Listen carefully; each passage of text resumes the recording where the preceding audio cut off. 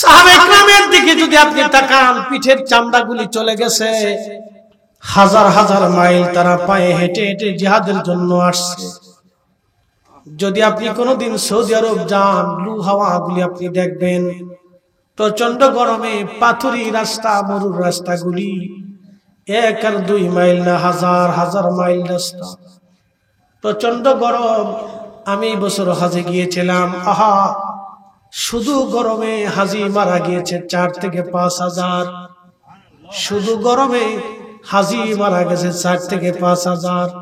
এত হাজি মারা গেছে শুধু গরম গরম। সেই দিন লক্ষ্য করেছিলাম, আহা, দিন কায়েমের জন্য সাহাবীরা কত না কষ্ট করেছিলেন। তারা আরাফাতের ময়দান, এখন তো মক্কা থেকে হাজিরা গাড়িতে করে চলে যায়, এসি গাড়ি, এসি তাবু, তারপরেও টিকা যায় না এমন গরম। এসি গাড়িতে করে নিয়ে যাওয়া হলো আরাফাতের মাঠ। আগের যুগের হাজিরা মক্কা থেকে আরাফায় হেঁটে হেঁটে যাইতো। আহা, আরাফা থেকে হাজিরা প্রচন্ড গরমে কোন রকম তাবু টানায় ভিতরেই থাকতো, এসি ছিল না সেই দিন। আমি দেখলাম আমার তাবুর পাশে প্রচন্ড গরমে এক মিশরি হাজি ছটফট করে মরে গেল, চোখের সামনে হাজি মরে গেল। এরকম কত হাজি কত জায়গা মরে গেছে, হিসাব নাই। কারণ হাজি মরে গেলে শুধু দেশে সংবাদ দেওয়া হয়, লাশ পাঠানো হয় না। সব হাজিদেরকেই ওই মক্কাতুল মুকাররমায় জান্নাতুল মুআল্লাতে তাদেরকে দাফন করা হয়। আর মদিনাতে কোন হাজি যদি মারা যায়, তাহলে তাকে দাফন করা হয় জান্নাতুল বাকিতে। এই জন্য অনেক হাজি মনে মনে বলে, আল্লাহ, মৌত যদি দাও, মদিনার ভিতরে মৌত দিও। এত প্রচন্ড গরম, হাজার হাজার হাজি মরে গেল। আরাফা থেকে মুজদালিফা হয়ে জমারাতে মিনা হয়ে মক্কাতুল মুকাররমায় খুদার ঘর তাওয়াফ করে সাহি করে হোটেল পর্যন্ত এসে হিসাব কষে দেখলাম মিনিমাম 30 কিলো রাস্তা হাঁটা লাগছে।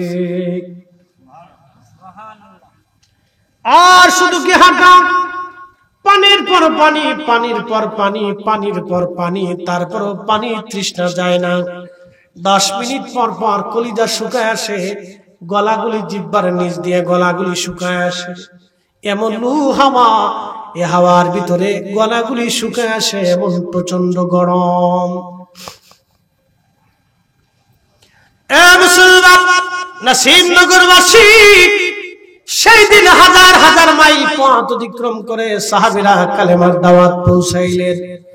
আমার রাসূল নিজে পায়ে হেঁটে হেঁটে এই কঠিন মরু পথগুলি পাড়ি দিয়েছেন।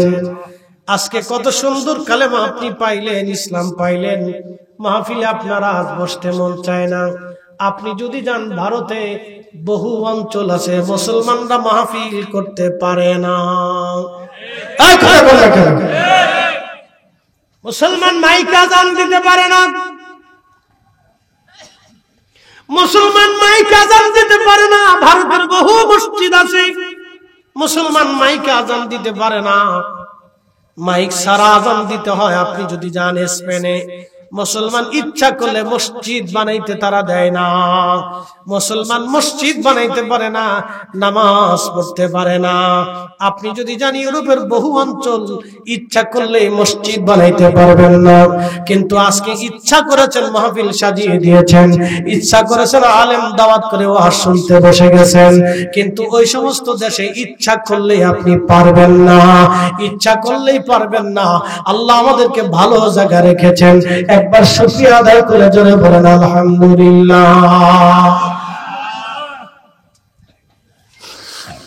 কিন্তু সমস্যা হলো কি জানেন, অল্প মূল্যে পেয়ে গেছেন তো মূল্য দিচ্ছেন না।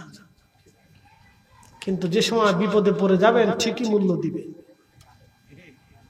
বসতে হবে, হায়াত শেষ হলে এখানে আর বসার সুযোগ নেই, এখানে বসে শিখে যেতে হবে, দিন বুঝে যেতে হবে। 63 বছরের জীবনে আল্লাহর নবী জীবনে একটা মিথ্যা বলেন নাই।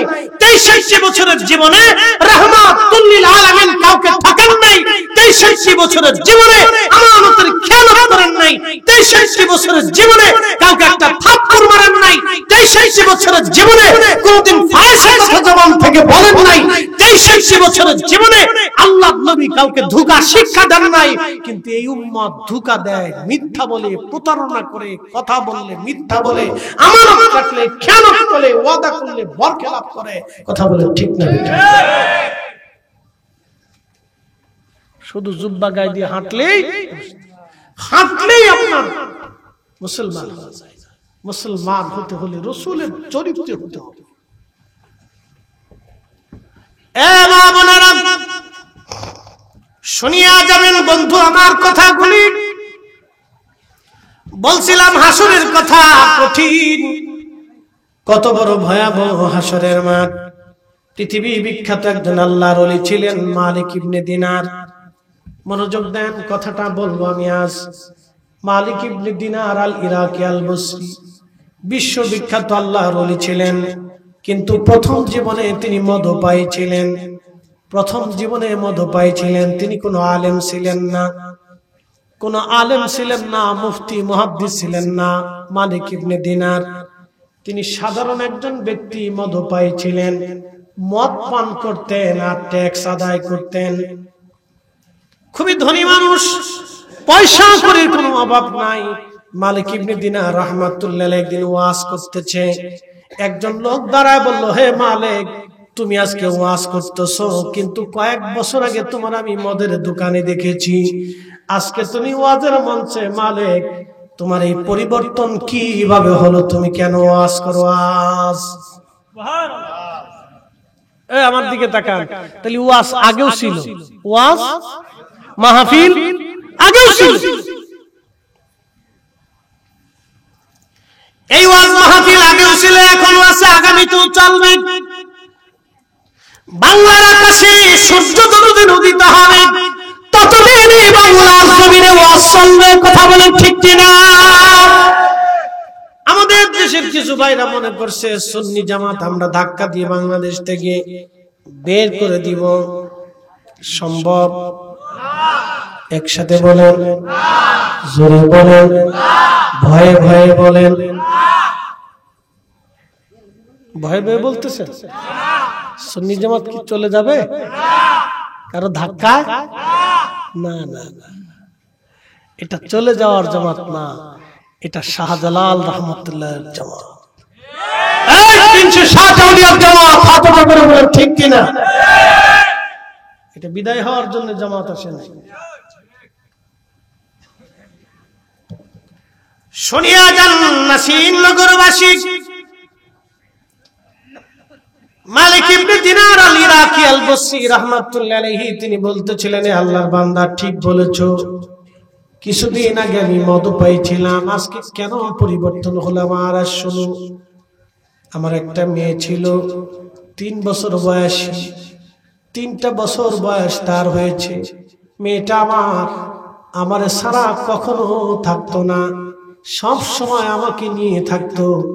বাড়িতে গেলে আমার কাছে ঘুমাইতো, আমার সাথে খাইতো, আমার সাথে বসতো, আমার কোলের মধ্যে সে সব সময় থাকতো। কিন্তু আমি ছিলাম মদপায়ী। লাইলাতুল বরাতের রাত্রে, কোন বর্ণনা আসছে শবে বরাতের রাত্রে, কোন বর্ণনায় শবে কদরের রাত্রে আমি মদপান করতেছিলাম। মদপান করতেছি শবে বরাতের রাত। চিন্তা করেন তো, এই রাতে যে লোকটা মদপান করে সেই লোকটা কত বড় মুসলমান। আমি শবে বরাতের রাত্রে মদপান করতেছিলাম, মদ খাইতেছিলাম। এমন সময় আমার ছোট্ট মেয়েটা আমার কাছে এসে ছোট ছোট কচি কচি হাত দিয়ে মদের বোতলগুলি ফেলে দিচ্ছিল। আমার দেখতে খুব ভালো লাগতেছিল, মেয়েটা মদের ছোট ছোট পেয়ালাগুলি ফেলে দিচ্ছে। কিন্তু আমি তার উপর রাগ করি নাই, জড়িয়ে ধরে ধরে বারবার চুমা খাইতেছিলাম। আচ্ছা বলেন, আপনার ছোট্ট ছেলেটা যদি আপনার এসে খাবার দাবার যদি ফেলেও দেয়, আপনার কাছে কষ্ট লাগে না? কারণ ও ছোট মানুষ, ও বুঝে নাই এগুলি ফেলে দিচ্ছে, আপনার কাছে আনন্দই লাগে। মালিক ইবনে দিনার বললেন, ছোট্ট মেয়েটা মদের বোতলগুলি ফেলে দিচ্ছিল, আমার কাছে খুব ভালো লাগলো। ঠিক পরের বছর আবার আমি বরাতের রাত্রিবেলা বসে বসে বসে বসে আমি মদ পান করতেছিলাম। সেই সময় আমি মদ পান করতেছিলাম, কিন্তু আমার মদ পান বাদ দিয়ে আমি কান্না করতেছিলাম। কান্না এই জন্য করতেছিলাম, 3 মাস আগে মেয়েটা আমাকে ছেড়ে আল্লাহর ডাকে সাড়া দিয়ে চলে গেছে। ছোট্ট কন্যা সন্তানটির বিয়োগ ব্যথা সহ্য করতে না পেরে আমি মালিক ইবনে দিনার মদ পান করে বসে বসে কান্না করতে করতে ওই অবস্থায় আমি ঘুমিয়ে পড়লাম। নাসিরনগরবাসী মালিক ইবনে দিনার ডাক দিয়ে বলতেছেন, ঘুমায় যখন পড়ছি স্বপ্নের ভিতরে দেখি হাসরের মাঠ কায়েম হয়ে গেছে। চারিপাশে শুধু কান্না আর কান্না, মানুষ দৌড়াদৌড়ি ছুটাছুটি, আগুনের লেলিহান শিখা, বিরাট বড় জাহান্নাম, দিগন্ত ব্যাপী, যাহার সীমানা নির্ধারণ করা বড় কঠিন। শুধু আগুন আর আগুন, বিরাট বড় গর্জন আর গর্জন। আল্লাহ নবী বললেন, উম্মত, জাহান্নামের গর্জন হাসরের মাঠে 500 বছরের দূরত্বের রাস্তা থেকে শোনা যাবে। এমন প্রচন্ড গর্জনে হাসরবাসীগুলি হৃদয়ে কেঁপে উঠবে, সবাই ভয়ে বিহ্বল হয়ে যাবে। জাহান্নামের প্রচন্ড গর্জনে তর্জনে কান্নার আওয়াজে মা বোনদারে হাসরবাসীর কলিজা পর্যন্ত শুকায় যাবে, জিহ্বা বের হয়ে যাবে। পানির আশায় হাসরবাসী তামাম হাসরের মাঠ তন্ন তন্ন করে দৌড়াইবে। আল্লাহর নবী ডাক দিয়ে বললেন, সাহাবীরা রে, হাউজে কাউসারের পানি ছাড়া আর কোনো পানি সেই দিন থাকবে না। আমার উম্মত, সেই দিন আমি তোমাদেরকে ডেকে ডেকে ডেকে ডেকে হাউজে কাউসারের পানি পান করাবো। সাহাবীরা বললেন, হুজুর, কোটি কোটি মানুষের ভিড়ে আপনি কি করে হাউজে কাউসারের ওই দিন আপনার উম্মতদেরকে ডেকে ডেকে পানি পান করাবেন? উম্মত আপনি কিভাবে চিনবেন? আল্লাহর নবী বলেন, সাহাবীরা রে, আমার যে উম্মতেরা 5 ওয়াক্ত নামাজ পড়বে, 5 ওয়াক্ত নামাজের কারণে তারা 5 বার ওযু করবে। ওই ওযুর কারণে তাদের ওযুর চিহ্নগুলি সিজদার চিহ্নের ভিতর থেকে নূর চমকাইতে থাকবে। ওই নূর দেখিয়া আমি আমার উম্মত চিনিয়া চিনিয়া হাউজে কাউসারের পানি পান করে দিব। সাহাবীরা রে, একবার যদি কেউ হাউজে কাউসারের পানি পান করে রে, 30,000 বছর কোন কোন বর্ণনায় নবী বলেছে জান্নাতে যাওয়ার আগ পর্যন্ত হাসরের মাঠে পানির কথা মনে থাকবে না। চিৎকার মেরে ধরে বলবেন কি, ইয়া রাসূলুল্লাহ! সেই হাউজে কাউসারের মালিকানা আমার নবীর হাতে থাকবে। একবার জোরে বলা যাবে কি মারহাবা? শ্রেষ্ঠ নবী দিলাম রে তরিয়ে নিতে রোজা হাসরে, ঠিক কিনা? শ্রেষ্ঠ নবী দিলাম রে তরিয়ে নিতে রোজা হাসরে, পথ না ভুলি তাই তো দিলে পাক কুরআনের বাণী। খোদা তুমি মেহেরবানি, সুন্দর ফল সুন্দর ফল, বলে মিঠা নদীর পানি, খোদা তোমার মেহেরবানি, খোদা তোমার মেহেরবানি। মালিক ইবনে দিনার আল ইরাকি আল বসরি বলতেছিলেন, দুনিয়ার মানুষে হাসরের মাঠ বড় ভয়াবহ। ওই কঠিন মাঠে আমি দেখলাম আমার একটা সাপ দাবড়াইতেছিল, কালো বিরাট বড় অজগর সাপ, চোখ তার একটা তিলক বিশিষ্ট, খুবই ভয়ঙ্কর। এই সাপটা আমার পিছে পিছে আমাকে দাবড়াইতে লাগলো। সারা হাসর মাঠ তন্ন তন্ন করে আমি সাহায্যের জন্য খুঁজলাম, কিন্তু কেউ আমাকে সাহায্য করলো না। হাসরের মাঠের এক কোণার ভিতরে আমি যাই দেখলাম এক বৃদ্ধ লোক সুন্দর পোশাক পরে বসে আছে। আমি তাকে বললাম, বৃদ্ধ, আপনি সাপ থেকে আমাকে বাঁচান, এটা আমাকে তাড়া করতেছে, ও আমাকে কামড়াবে, মেরে ফেলবে। আজ বৃদ্ধ ডাক দিয়ে বলল, মালিক রে, আজকে আমি তোমাদের সাহায্য করার কোনো ক্ষমতা রাখি না, কারণ আমি বৃদ্ধ, আমার শক্তি দুর্বল, তুমি অন্য কোথাও দৌড়ে যাও। মালিক ইবনে দিনার বললেন, আমি দ্রুত গতিতে দৌড়াইতে লাগলাম। বিরাট বড় হাসরের মাঠের এক কোনায় যায় দেখলাম সুন্দর আলিশান বিরাট বড় একটা প্রাসাদ। এই প্রাসাদের মধ্যে ছোট ছোট বাচ্চারা খেলাধুলা করতেছিল।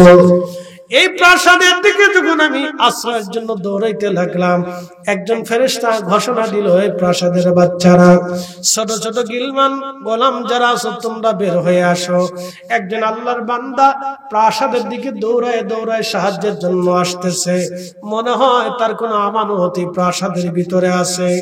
আমি প্রাসাদের দিকে দৌড়ায় দৌড়ায় গেলাম, যাওয়ার পরে ফেরেশতা দরজা খুলে দিল। আমি ভিতরে দৌড়াইলাম, আর দেখি হাজার হাজার বাচ্চারা দৌড়ে আসতেছে। ওর ভিতরে দেখি আমার সেই ছোট্ট মেয়েটা, যে আমার কোল ফাঁকি দিয়ে খালি করে চলে গিয়েছিল। আমি মালিক দেখি রে, ওই মেয়েটা দৌড়ায় দৌড়ে আমার দিকে দৌড়ে আসতেছে। আমারে দেখা আব্বু আব্বু বলে দৌড়ায় আমাকে জড়ায় ধরছে।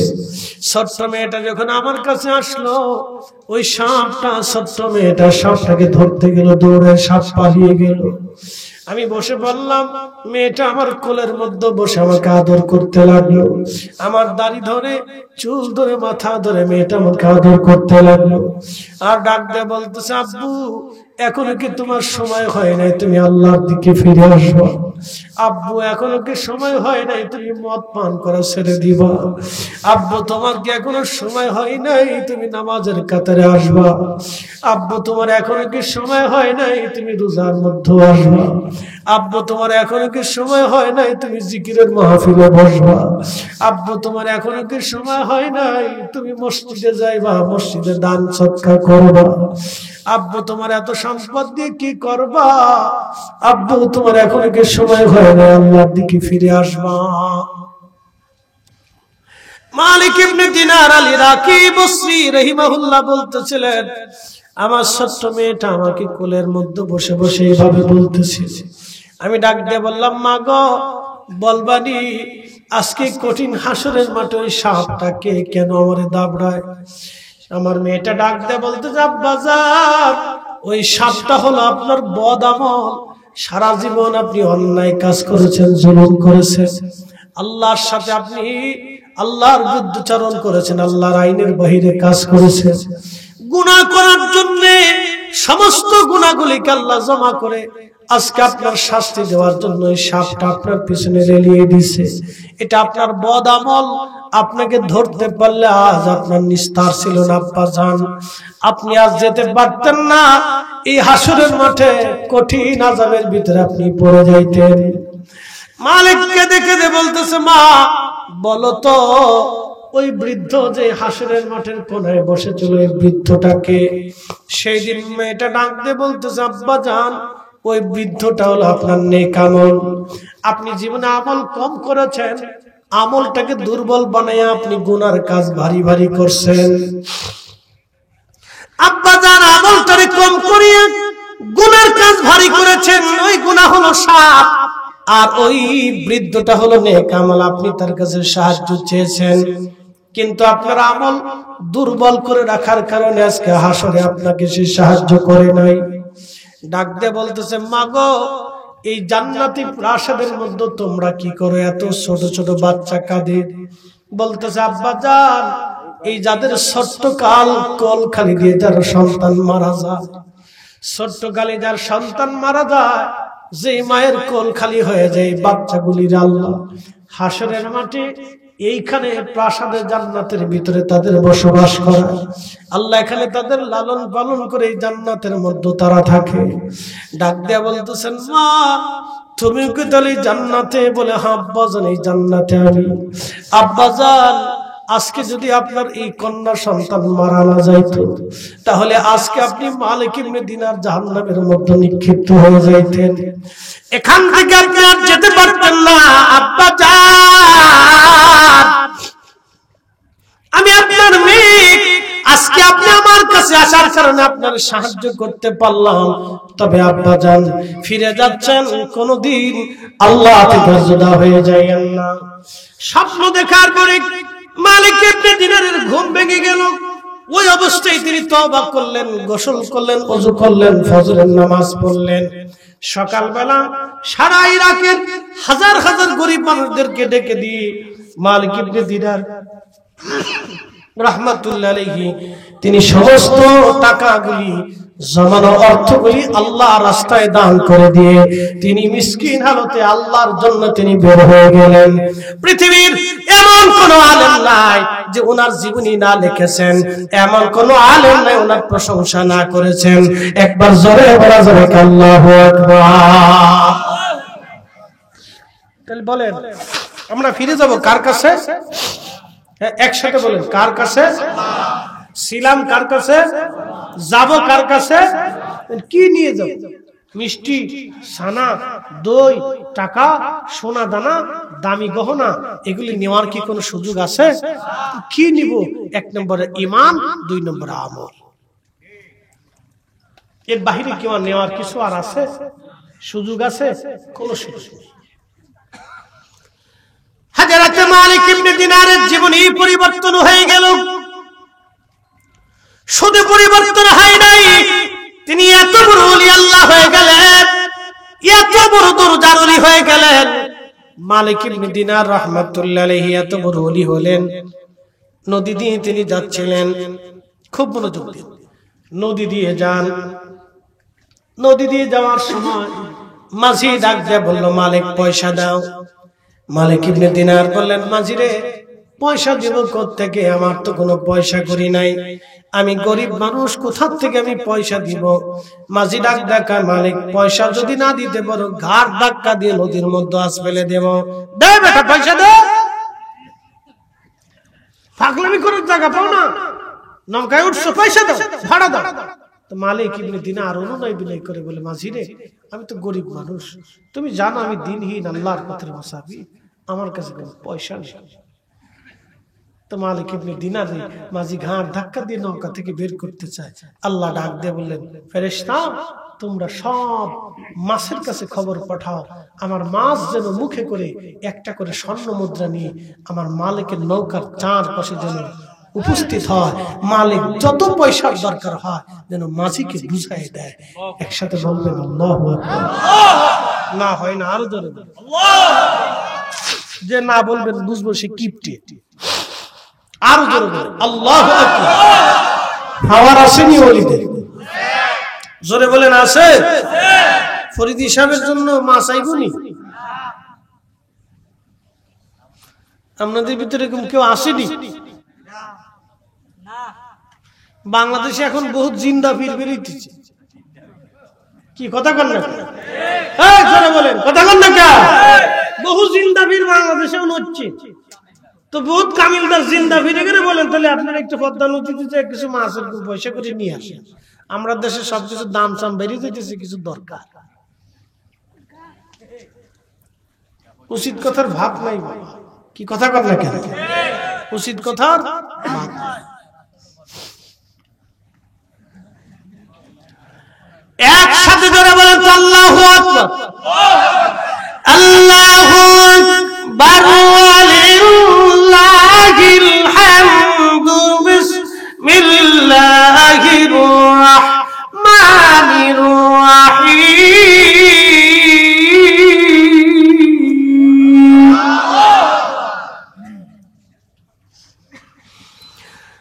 আল্লাযীনা আমানু ওয়া কানু ইয়াত্তাকুনা লাহুমুল বুশরা ফিল হায়াতিদ দুনিয়া ওয়া ফিল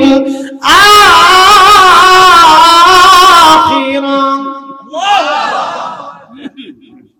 আল্লাযীনা আমানু, যারা ঈমান আনছে, ঈমানদার, ওয়া কানু ইয়াত্তাকুনা লাহুমুল বুশরা ফিল হায়াতিদ দুনিয়া ওয়া ফিল আখিরাহ।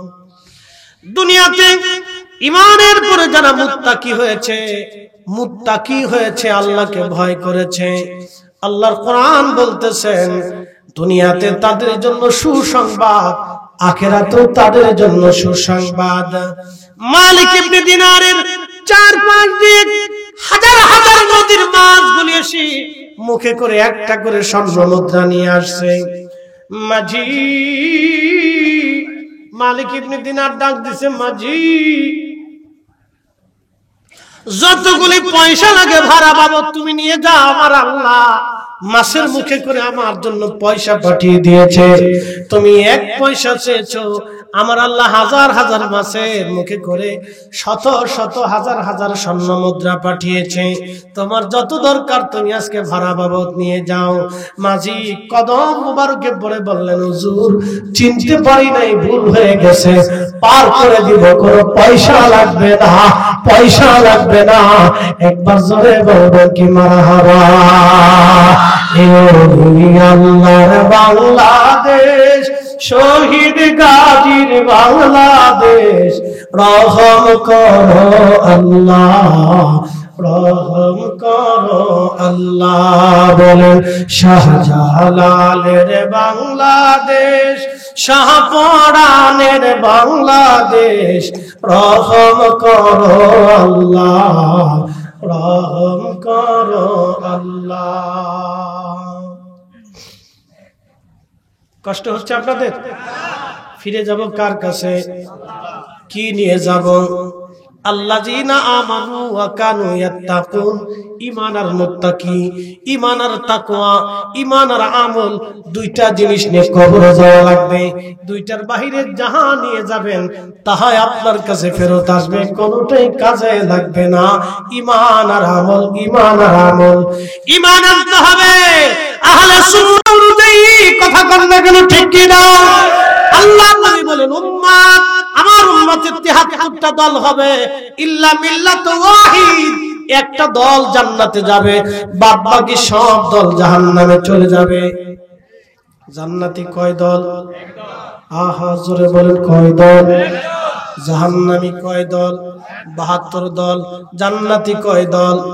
সেই দলের নাম কি? আহলে সুন্নাত ওয়াল জামাত। আচ্ছা বলেন, এই দলে হুজুর গাউসে পাক আছে না নাই? খাজা বাবা আজমিরি আছে না নাই? মুজাদ্দিদ আল ফেসানি সেরহিন্দি আছে না নাই? বাহাউদ্দিন নাশবন্দি বুখারী আছে না নাই? বাবা শাহজালাল 360 আউলিয়া আছে না নাই? মিরান শাহ কাদরি রাহমাতুল্লাহ আলাইহি আছে না নাই? কোটি কোটি ওলিরা এই দলে আছে না নাই? কারণ আহলে সুন্নাত ওয়াল জামাত ছাড়া কোনো মা ওলির জন্ম দিতে পারে নাই। তাহলে আপনারা কি কপাল পোড়া না কপালওয়ালা? হ্যাঁ হ্যাঁ, আওয়াজে দুর্বল, রাত বেশি হয়েছে। কপাল পোড়া না কপালওয়ালা? কপাল পোড়া না কপালওয়ালা? আমরা কপালওয়ালা আহলে সুন্নাত ওয়াল জামাতের দামন ধরে আছি। মাহফিলে কোটি কোটি লোক হইলে হক খাওয়া যায় না। আল্লাহ রাসূলের দরবারে সাহাবী ছিল মাত্র 1.25 লক্ষ, এখন মুসলমান আছে 200 কোটি। 1.25 লক্ষ সাহাবী যা করেছে 200 কোটি মুসলমান তা পারে নাই। এই আস্তে ঠিক করলেন কে? জোরে বলো। আরে খাজা বাবা আজমিরি একা যা করেছে 200 কোটি মুসলমান আমরা তা পারি নাই। সাহাবী তো আরো অনেক ঊর্ধ্বে। কথা কোন ঠিক কি না? শাহজালাল আমিনী মুজাররিদি একা যা করেছে আমরা 18 কোটি বাঙালি মুসলমান তা পারি নাই। আমাদের দেশের আলেম আছে 60 লাখ, দল আছে 30টা। আলেম আছে 60 লাখ, 10 হলো 30টা, প্রত্যেক দলে ভাগে পাইছে 2 লাখ।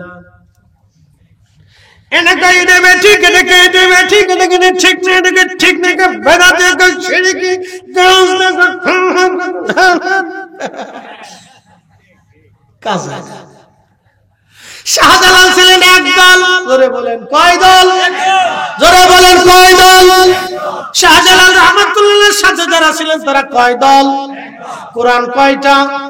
নবী কয়জন আমাদের? একজন। কোরআন কয়টা? দল কয়টা? আমাদের দল কয়টা? দলের নাম কি? জোরে বলে, জোরে জোরে জোরে জোরে জোরে জোরে জোরে আহলে সুন্নাত ওয়াল বাস, এক কথাই শেষ। আমরা আর অন্য কিছু বুঝি না, বুঝার দরকার নেই, বেশি বুঝলে বিপদ। কথা বুঝে যেতে হবে। এদেশে দিন কায়েম কখনোই হবে না যতদিন পর্যন্ত ঠুয়াঠুই গুতাগুতি কিলিকিলি ফাঁসটাফাঁসি আছে, কাজ হবে না। এই জন্য ওলিরাই ঠিক ছিলেন, একদম এক পথ, কালেমার আকাশে জমিনে কালেমার পতাকা উড়াইলেন। শাহজালাল ইবনে মুজাদ্দিদি দ্বীন প্রতিষ্ঠিত করলেন, কিন্তু তিনি মসনদ নেন নাই।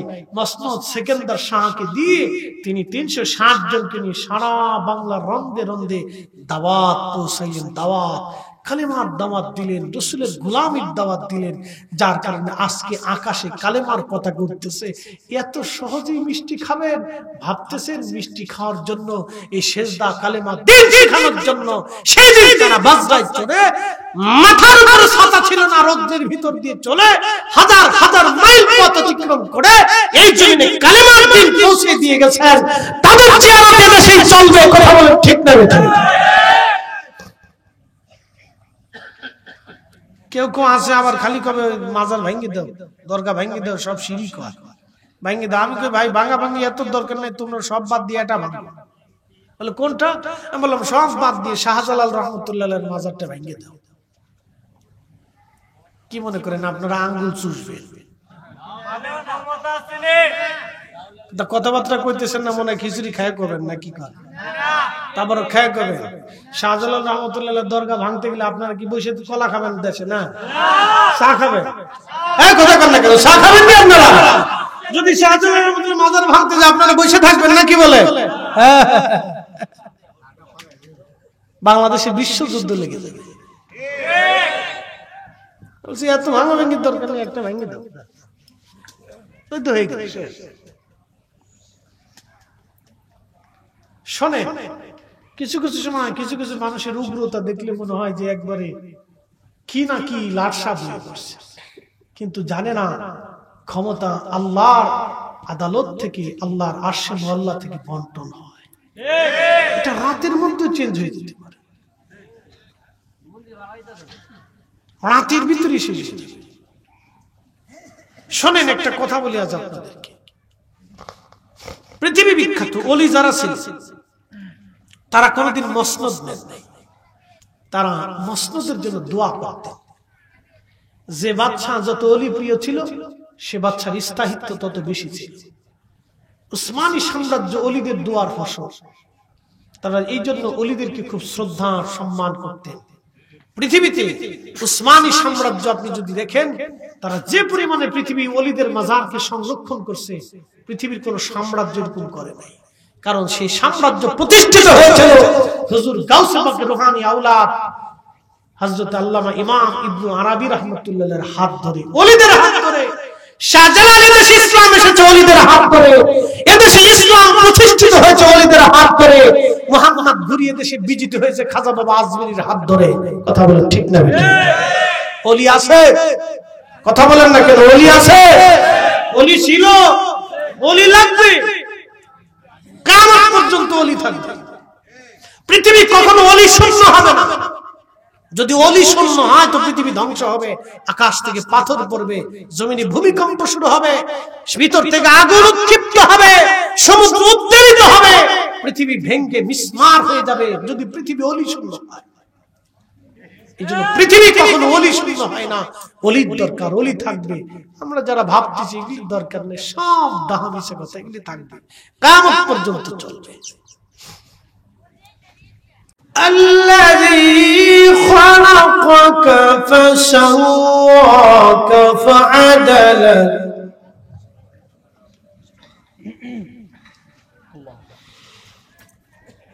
الذي خلقك فسواك فعدلك في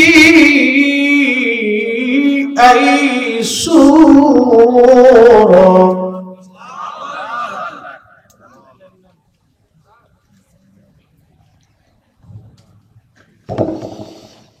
في أي سورة ما شاء ركبك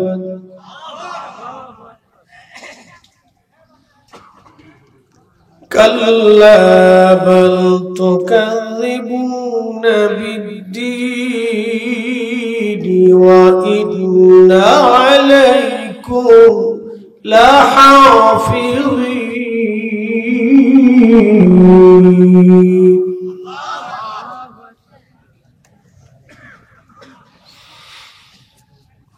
وإن عليكم لحافظين كراما كاتبين يعلمون ما تفعلون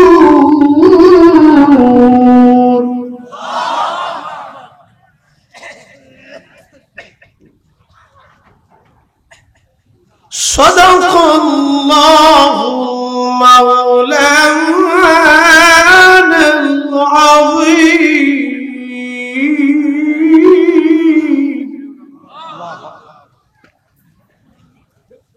وصدق رسوله النبي الحبيب الكريم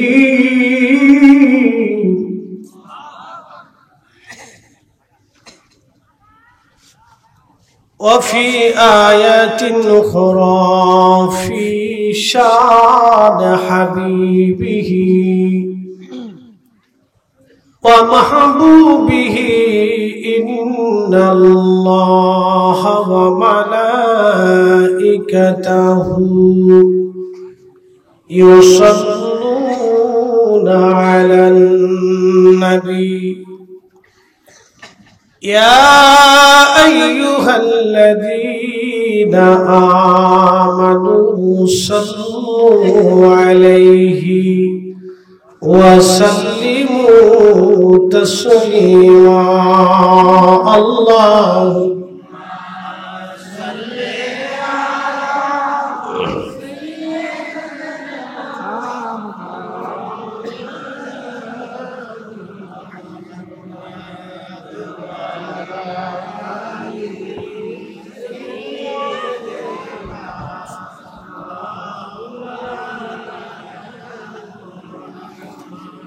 নবীর ইশকে জানো দিল ভাই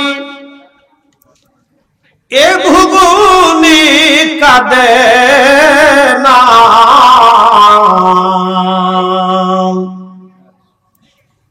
রোজ হাসরে ভাই জানতারা নবীজির দেখা পাবে না আল্লাহুম্মা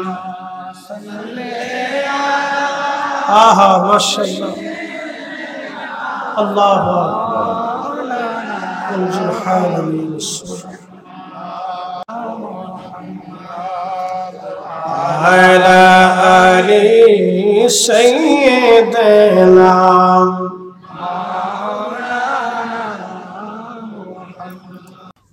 সম্মানিত মা ও বোনেরা সকলের প্রতি আন্তরিক অভিনন্দন মোবারকবাদ শুকরিয়া সে আল্লাহর দরবারে যিনি আমাদেরকে আকাশের মেঘ মুক্ত করে শীতের পূর্বাভাস দিয়ে আল্লাহ আমাদেরকে বসার তৌফিক দিয়েছেন সেই জন্য আল্লাহর আসমানে আমরা একসাথে সকলে শুকরিয়া করে বলি আলহামদুলিল্লাহ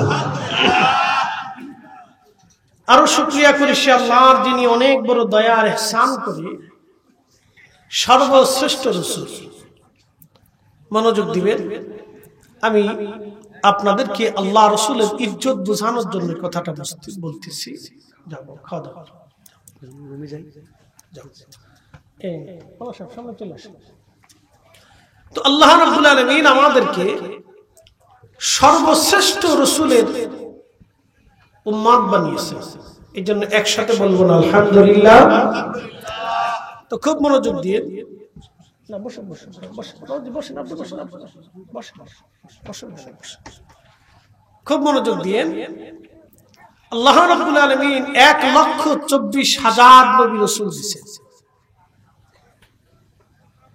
সমস্ত নবীদের যিনি সাইয়্যিদ এবং শিরোতাজ,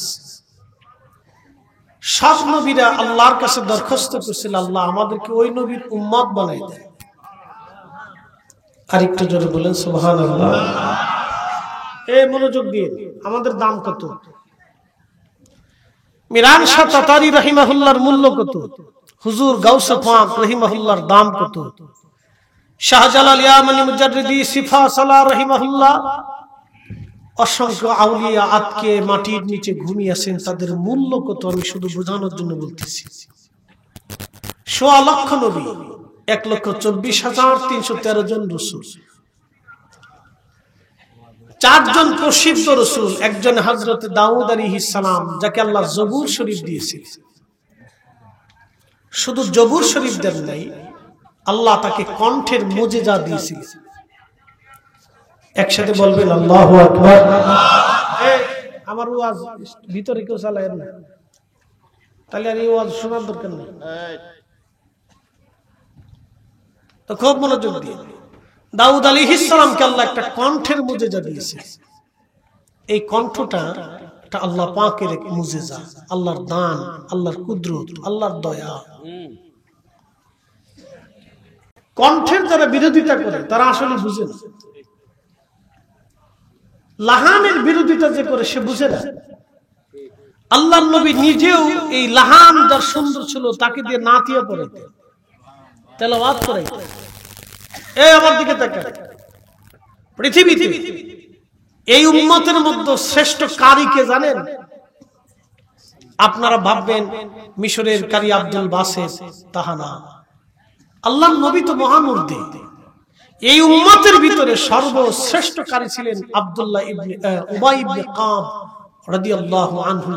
পৃথিবীতে যত কারির জন্ম হবে সব কারীরা কিয়ামতের ময়দানে উবাই ইবনে কাবের পিছনে ইক্তেদা করবে। আর জোরে পৃথিবীর যত মুয়াজ্জিন আছে সব মুয়াজ্জিনরা কিয়ামতের ময়দানে হযরত বেলালের পিছনে দাঁড়িয়ে যাবে। পৃথিবীতে যত বীর শহীদ আছে কিয়ামতের ময়দানে সাইয়্যিদুশ শুহাদা আমির হামজা রাদিয়াল্লাহু আনহুর পিছনে দাঁড়িয়ে যাবে। পৃথিবীতে যত দানশীল ব্যক্তি আছে সবাই হযরত উসমান গনি জিন্নুরাইনের পিছনে কিয়ামতের ময়দানে দাঁড়িয়ে যাবে। পৃথিবীতে যত ন্যায় বিচারক আছে সবাই হযরত ওমর রাদিয়াল্লাহু আনহুর পিছনে তারা দাঁড়িয়ে যাবে। পৃথিবীতে যত সুফি আছে, যত দুনিয়া বিরাগী জাহিদ আছে, আল্লাহর ওলি ছিলেন, তারা কিয়ামতের ময়দানে হযরত আবু যর গিফারি রাদিয়াল্লাহু আনহুর পিছনে দাঁড়িয়ে যাবে। পৃথিবীতে যত শরীফ এবং আল্লাহওয়ালা বুজুর্গ ছিলেন কিয়ামতের ময়দানে সবাই হযরত আবু বকর সিদ্দিক রাদিয়াল্লাহু আনহুর পিছনে দাঁড়িয়ে যাবে। পৃথিবীতে যত বীর যোদ্ধা ছিলেন তারা কিয়ামতের ময়দানে হযরত আলী রাদিয়াল্লাহু আনহুর পিছনে দাঁড়িয়ে যাবে। আর একটু জোরে বলবেন আল্লাহু আকবার। বুঝে যাবে।